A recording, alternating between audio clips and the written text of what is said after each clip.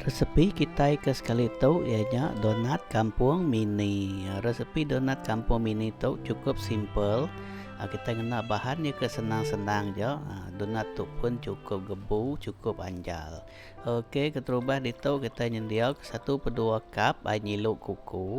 Lalu dicampur ke kita engkau sesudu is kering. Lalu digawal kita ia ketisi dulu direhatkan. Adanya baru kita nyimpan ke 1 cup penuh berunjuk tepung gandum, adanya baking powder, garam, ditambah ke kita susu pekat sesudu, serta engkau menjerian sesudu. Lalu digaul kita nyentuak ke adunan tepung tu tadi, coba kasih breadcrumb kenyalah. Adanya baru kita ngambil yeast kita tadi. Lalu ditunggang ke kita campuran yeastnya tadi, tunggang kita mimit, lalu diaduk-aduk ke kita, ditunggang ke kita baru.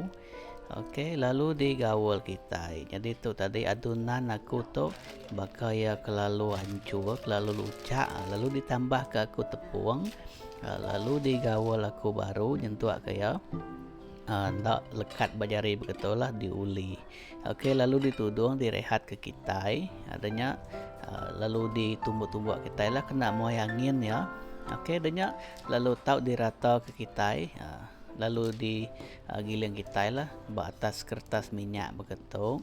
Nibah kalau tebal, nibah kalau nipis, lalu ditekap ke kita ngena acuan donat. Nanti nanti ngena acuan donat tu kita boleh membentuk ya, ngena jari aja lah, dibentuk bulat-bulat, bentuk donatnya. Lalu diengkah ke kita batisi, direhatkan dulu. Adanya baru kita tahu berengkah nguriang ya, nguriang nak minyak ke hangat lah, anang gak terlalu hangat, nggak kayak jampat.